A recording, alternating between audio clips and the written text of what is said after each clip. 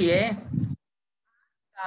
प्रार्थना इंटरसेशन में आज हमने रखे प्रार्थना क्या है, व्हाट इज प्रेयर, प्रार्थना क्या है और व्हाई वी शुड प्रे, क्यों हम लोग प्रार्थना करते हैं। आज का शीर्षक है प्रार्थना क्या है और क्यों प्रार्थना करना है। बहुत बार हम लोग सुनते हैं प्रार्थना कीजिए ना, मुझे तो नहीं आता भैया प्रार्थना करना, पास्टर जी मुझे नहीं आता प्रार्थना करना। लेकिन समझना होगा प्रार्थना क्या है। बाइबल पृष्ठ बताती है प्रार्थना हमारा उद्धारकर्ता परमेश्वर पिता, हमारा उद्धारकर्ता यीशु मसीह और पिता परमेश्वर के साथ वार्तालाप करना, बातचीत करना है। प्रार्थना पिता परमेश्वर के साथ हम लोग बातचीत करते हैं, जैसे माँ और बेटी, जैसे पापा और मम्मी, जैसे पापा और बेटा, हम लोग एक दूसरा बातचीत करते हैं, वैसे ही और वही है प्रार्थना, वार्तालाप, परमेश्वर के साथ बातचीत करना।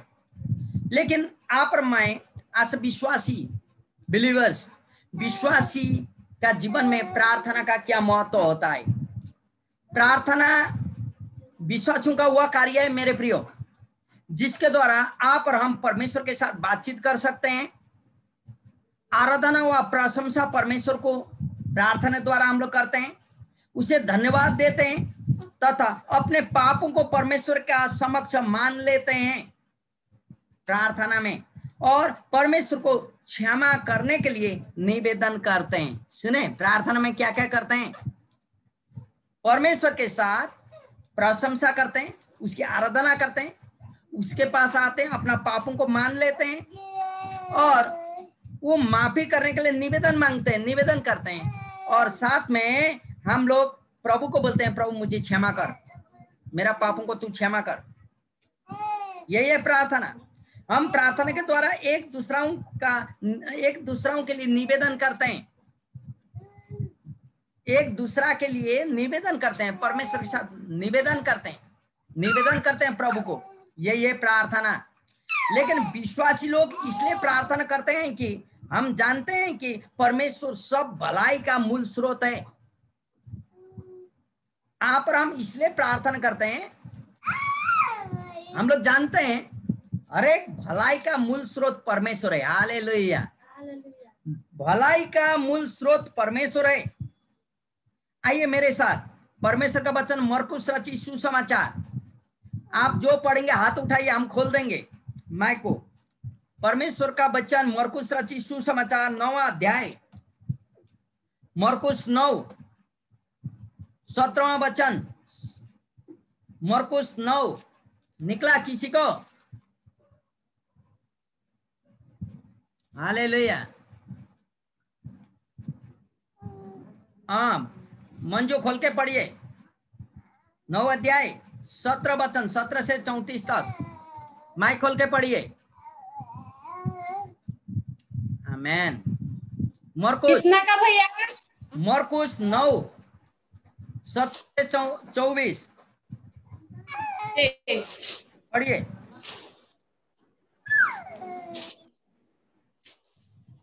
9 से 24 भैया। हाँ, 9 अध्याय का 17 पद से 24 तक।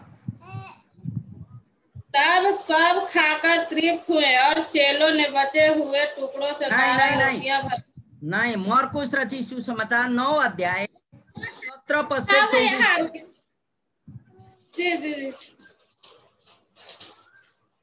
मरकुस 9 17 से 24।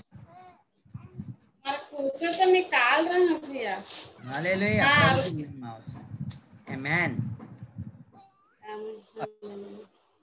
भीड़ में से एक ने उसे उत्तर दिया, हे गुरु, मैं अपने पुत्र को जिसमें गूंगी आत्मा समाई है तेरे पास लाया था। जहाँ कहीं वह उसे पकड़ती है वहीं पटक देती है, और वह मुंह में फेर भर लाता और दांत पीसता और सूखता जाता है। मैंने तेरे चेलों से कहा कि वे उसे निकाल दे, परंतु वे निकाल न सके। यह सुनकर उसने उससे उत्तर देते कहा, हे अविश्वासी लोगों, मैं कब तक तुम्हारे साथ रहूंगा?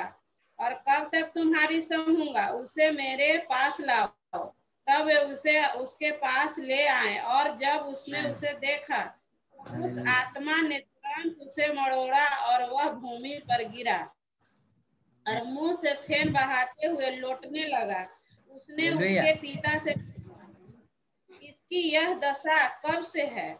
उसने कहा, बचपन से। उसने इसे नष्ट करने के लिए कभी आग और कभी पानी में गिराया। परंतु यदि तू कुछ कर सके तो आकर हमारा उपकार कर। यीशु ने उसे कहा, यह तू कर सकता है। यह क्या विश्वास करने वालों के लिए सब कुछ हो सकता है। आमेन। हालेलुया। बालक के पिता ने तुरंत गिड़गिड़ा, हालेलुया। Praise the Lord. परमेश्वर का वचन सुनाई प्रति और बुलाए प्रति प्रभु आप और मुझे आशीष दे। हालेलुया। यहाँ हम लोग जानते हैं दुष्ट आत्मा से ग्रस्त बालक को परमेश्वर के पास लेके आते हैं, यीशु मसीह के पास लेके आते हैं।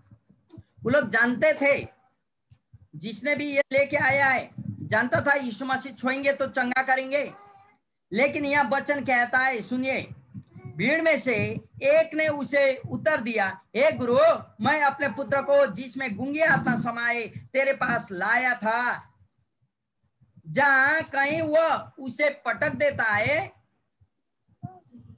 वहीं, और वह मुंह में फैन भर लाता और दांत पीसता और सूखता जाता है। मैंने तेरे चेलों से कहा कि उसे निकाल दे, परंतु ये निकाल ना सके। हालेलुया। यहाँ पहला चेलाओं के पास में ले आया हुआ हम लोग पाते हैं, और उसको यहाँ निकाल नहीं सका। बोलता क्यों ऐसा हुआ? आप जानते हैं, क्योंकि चेला उस समय तक इसके पास में थे और ये लोग सीख रहे थे, जानते नहीं थे इसको कैसे करना। वो लोग परमेश्वर के साथ निवेदन करने नहीं जानते थे, आज्ञा देने नहीं जानते थे, जिसका चलते दुष्ट आत्मा निकला नहीं था। लेकिन मेरे प्रियो, जब आप और हम जान लेते हैं, यहाँ नीचे देखिए क्या बोलता, उसने उसके पिता से पूछा, इसकी यह दशा कब से? उसने बचपन से। उसने इसे नष्ट करने के लिए कभी ऐसा किया, कभी वैसा किया। फिर 23 पद बोलता, यीशु ने उससे कहा, यदि तू कर सकता है। यह क्या बात है? विश्वास करने वालों के लिए सब कुछ संभव हो सकता है। मेरे प्रियो, आप और हम यदि विश्वास करते हैं प्रभु यीशु के ऊपर में, तब तो प्रार्थना करते हैं तो यह विश्वास करना चाहिए, पादरी साहब मेरे लिए प्रार्थना कर देंगे तो संभव होगा। ये नहीं, मैं मेरा व्यक्तिगत निवेदन पिता के सामने रखना होगा मुझे। हालेलुया।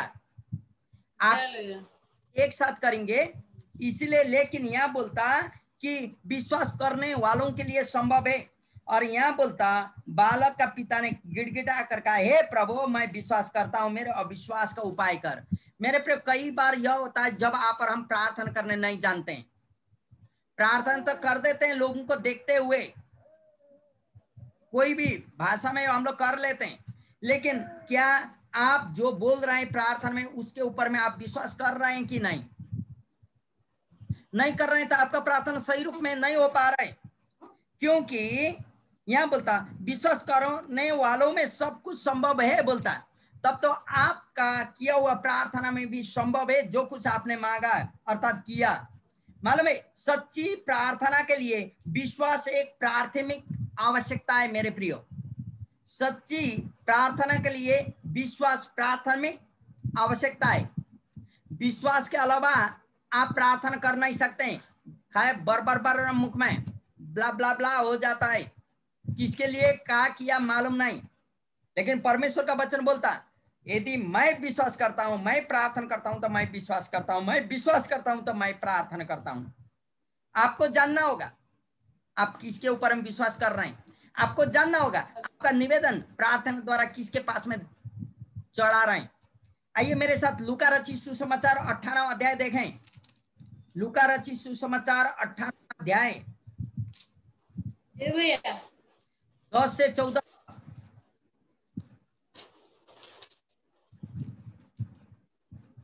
दो मनुष्य मंदिर में प्रार्थना करने के लिए गए। एक फरीसी था और दूसरा चुंगी लेने वाला।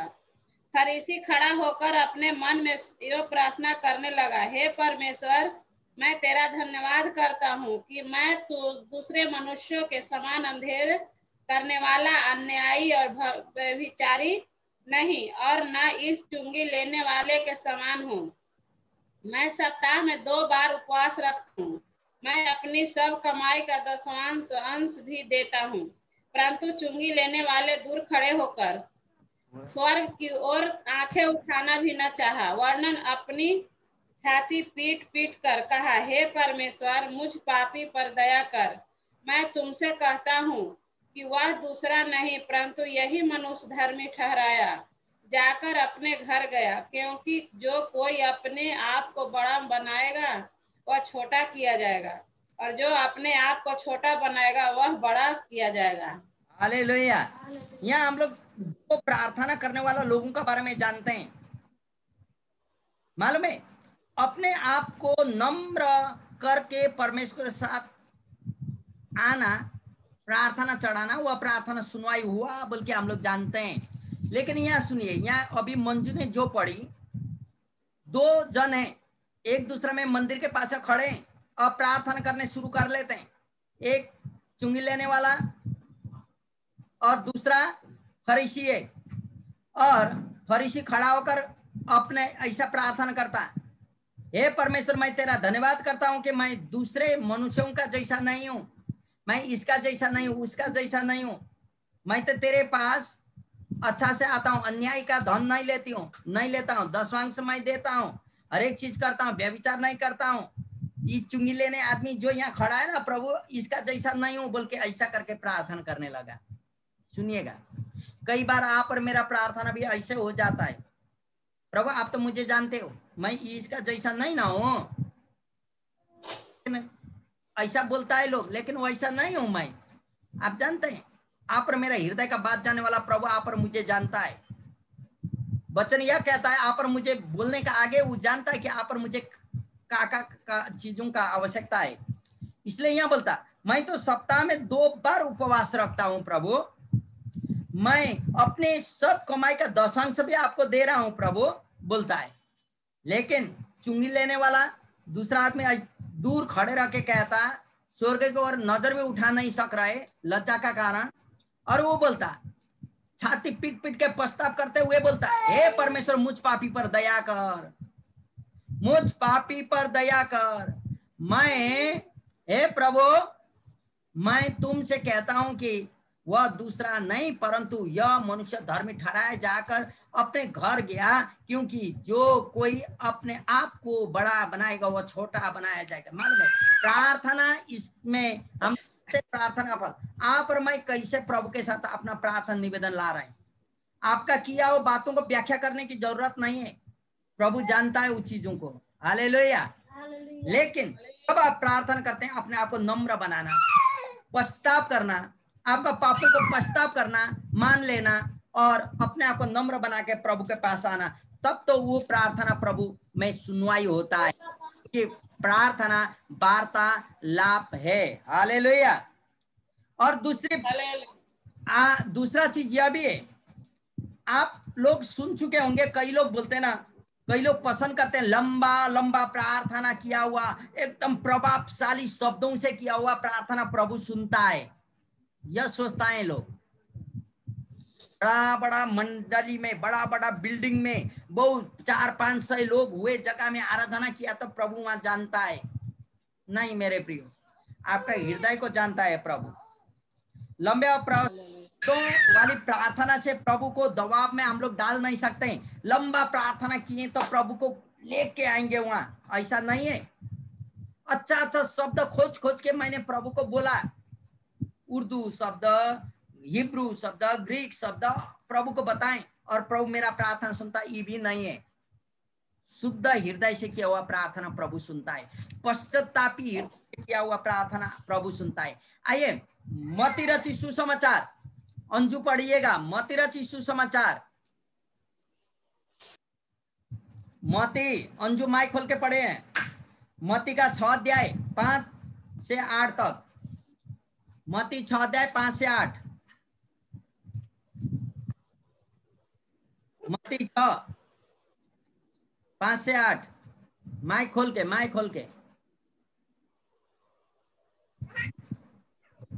पढ़िए। जब तू प्रार्थना करे तो कपटियों के सामने ना हो, क्योंकि लोगों को दिखाने के लिए आराधनालयों में आराधना में करो के मोड़ पर खड़े होकर प्रार्थना करना उसको अच्छा लगता है।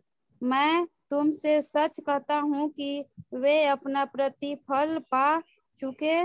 और परंतु जब तू प्रार्थना करे तो अपनी कोठरी में जा और द्वार बंद कर के अपने पिता से जो गुप्त में है प्रार्थना कर, तब तेरा पिता जो गुप्त में देखता है तुझे प्रतिफल देगा। हालेलुया, प्रार्थना आमेन। करने सुने, समय आमेन। प्रभु का वचन पढ़ाई प्रति और सुनाए प्रति प्रभु हम सबों का आशीष। यहाँ बोलता कैसे प्रार्थना करना प्रभु यहाँ सिखा रहे। प्रार्थना कैसे करना है प्रभु सिखा रहे। प्रार्थना करना अकेले में कपटियों का समान नहीं, और एकदम यहाँ बोलता अकेले में एक कोठरी में बंद करके प्रार्थना कर। प्रभु ऐसा किया हुआ भी सुनता है, मनों का प्रार्थना भी सुनता है, लेकिन आलस्य के साथ नहीं। आपको कोई चीज चाहिए, आपका मालिक के साथ आप जाएंगे या किसी के साथ जाएंगे और बोलेंगे सो के, तो वो नहीं, बैठ के हंसते नहीं। आपको एकदम सीरियस होकर बातचीत करना होगा परमेश्वर के साथ। तब ऐसा करेंगे तो प्रभु आपका प्रार्थना को जरूर सुनेगा। आने वाला दिन मैं आपको प्रार्थना का उत्तर कैसे मिलता है, उत्तर पाने के लिए हम लोग को क्या करना है बोल के हम लगातार आगे बढ़ेंगे। लेकिन अभी हम लोग जो सीखे उसको हम एक बार रिपीट करने चाहता हूं। हम लोग सीखे प्रार्थना क्या है। प्रार्थना परमेश्वर पिता के साथ वार्तालाप है। एक विश्वासी होने के कारण हम लोग अपना आराधना और अपना प्रशंसा परमेश्वर के साथ प्रार्थना द्वारा चढ़ाते हैं। परमेश्वर के सामने हम लोग प्रार्थना के द्वारा अपना पापों को मान लेते हैं और अपने को क्षमा करने के लिए प्रभु के साथ निवेदन करते हैं और एक दूसरा के लिए प्रार्थना करते हैं। प्रार्थना दिखावटी नहीं होता, उत्साहित और प्रार्थना परमेश्वर के साथ नम्रता के साथ पश्चातापी हृदय से किया हुआ प्रार्थना प्रभु सुनता है। Hallelujah, hallelujah. प्रभु आप और मेरे